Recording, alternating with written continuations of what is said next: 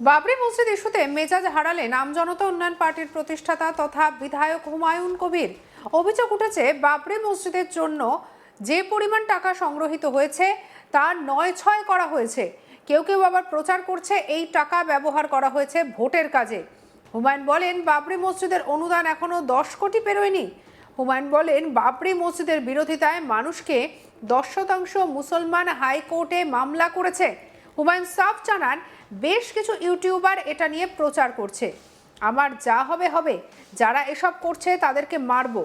তিনি কি রাজনীতি করবেন সেটা তিনি বুঝবেন। হুমায়ুন বলেন যারা কংগ্রেস সিপিএমকে ভোট দিয়েছেন তারা কেন কুরবানি ইস্যুতে কথা বলছেন না। এরপরই হুঁশিয়ারি দিয়ে হুমায়ুন বলেন যারা এটা নিয়ে চামচাগিরি করছেন তাদের পিটিয়ে ছাল তুলে দেব। হুমায়ুন সাফ জানান বাবরি মসজিদের অর্থ একটা এধার ওধার হতে দিইনি, আগামী দিনেও করা হবে না। বাবরি মসজিদকে নিয়ে বারবার ইস্যু করা হচ্ছে, 2028-এ বাবরি মসজিদ হয় কিনা সেটা দেখবেন, তখন প্রশ্ন করবেন। তার আগে অন্যের কথা শুনে বাবরি মসজিদকে নিয়ে প্রশ্নের উত্তর আমি দেব না। কি বলেছেন হুমায়ুন কবির শুনবো।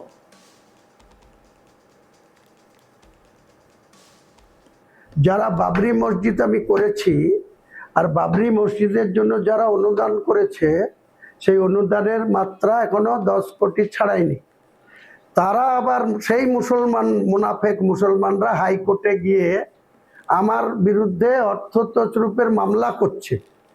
বাবরি মসজিদ রোখার জন্য 10% মুসলিম মুনাফেক তারা ওপেন বিরোধিতা করেছে, এখনো করছে। আমি সেই সমস্ত মোনাফেকদের জন্য এটা বলেছি যে ক্ষমতা থাকলে, এবং এখানে আপনাদের ওপেন বলছি, এখনো কিছু ইউটিউবার, কিছু ব্যক্তিগতভাবে বেলডাঙ্গার আশপাশের কিছু ছেলে যেভাবে আমাদের নামে কুৎসা করছে, যেভাবে আমাদের নামে বাবরি মসজিদ বলছে, আমি আর যা হবে হবে। আমার লাইফে আমি অনেক কিছু রিস্ক নিয়েছি, করেছি, কেস খেয়েছি, জেল খেটেছি। আমি এসব ভয় পাই না, আমি উপরওয়ালাকে ভয় পাই। যারা এসব করবে, এক একজন ইউটিউবারকে ধরে একজন যারা এসব বলছে যে বাবরি মসজিদ দিলে রাজনীতি করছে, তাদেরকেও ফাড়বো। আমি আমার রাজনীতি কি করব আমি বুঝবো, তাদেরকে কৈফিয়ত দেব না।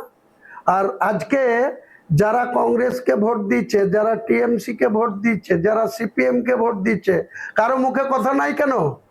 36 জন মুসলমানকে টিএমসি ভোট দিয়ে এমএলএ পাঠিয়েছে, তারা আজকে কেন কুরবানি নিয়ে একটা কথা বলছে না? তাদের নেতারা কেন একটা কথা বলছে না? চামচাগিরি, যে চামচাগিরি পিটিয়ে ছাল তুলে দেবো, পিটিয়ে ছাল তুলে দেবো বলছে তো। যে যা পারবে করে নেবে। আমার বাদরামি করা, আমরা একটাও হারাম খায় না কারো। আমরা বাবরি মসজিদের অর্থ 1 টাকা এদার ওদার হতে দিইনি, আগামী দিনেও হতে দেব না।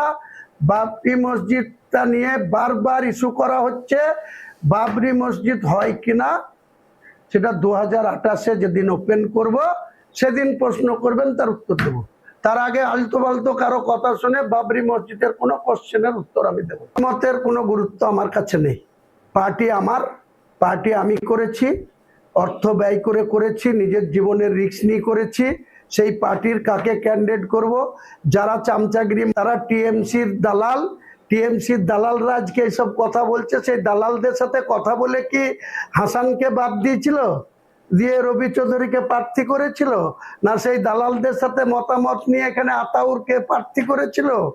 না সেই দালালদের সাথে কথা বলে ওই মোহাম্মদ আলীকে বাদ দিয়েছিল, আব্দুর রেজ্জাককে বাদ দিয়েছিল? দালালদের কাজ হচ্ছে দালালি করা। কোনো দালালদের কাছে মাথা নত হুমায়ুন কবির করবে না। হুমায়ুন কবিরের আম জনতা উন্নয়ন পার্টির চেয়ারম্যান হিসাবে শুধু রেজিনগর কেন, গোটা রাজ্যে শেষ কথা বলবে হুমায়ুন কবির।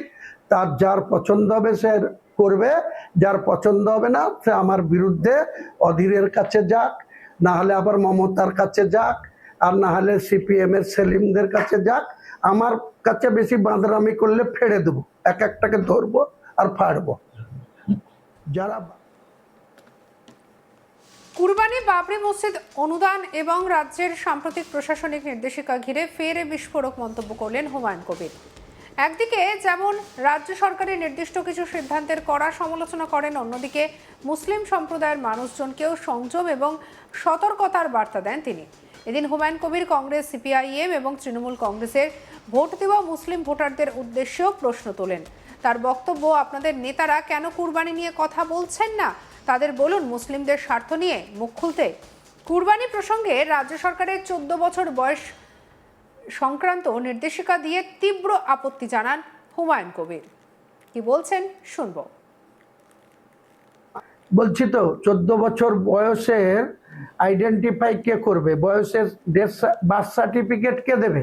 মুখে বলা অনেক সহজ, এসব নিয়ে আপনারা বেশি কচকচা নিতে যেন না।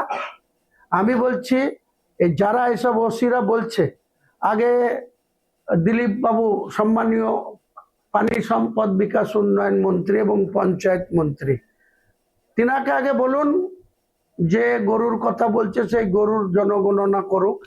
গোটা পশ্চিমবাংলায় কত গরু আছে, সে কত তার বয়স হয়েছে, কার কবে জন্ম, তার বার্থ সার্টিফিকেট ইস্যু করুক, তারপরে তো বয়সের কথা আসবে। আপনারা প্রশ্নটা করে দিলেন, আমি যদি এই প্রশ্নের ক্লারিফিকেশনে রাজ্যের মুখ্যমন্ত্রীকে বা প্রাণী সম্পদ বিকাশের মন্ত্রীকে বলি যে কোন গরু কবে জন্মিছে, কার বাড়িতে জন্মিছে, তার রেকর্ড কোথা থেকে কে দিবে?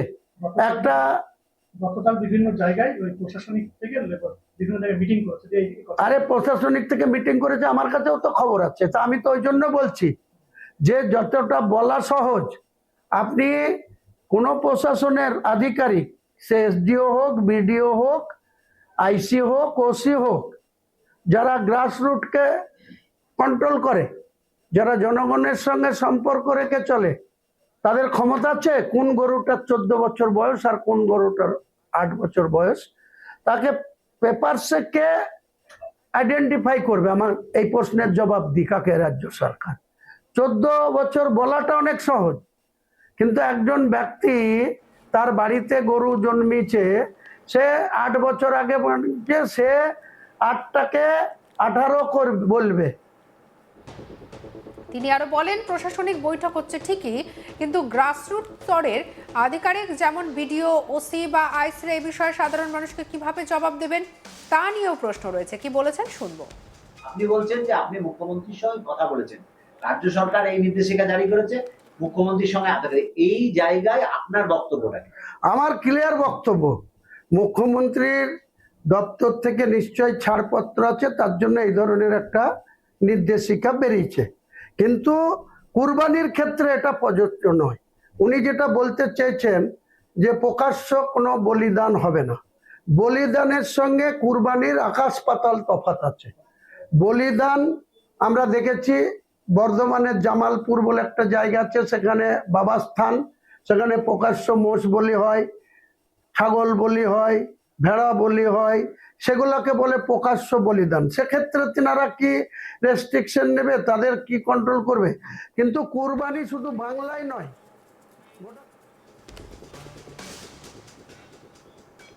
সঙ্গে রাখুন আজ তাক বাংলাকে। আপনার মতামত জানান কমেন্ট সেকশনে, সাবস্ক্রাইব করতে ভুলবেন না।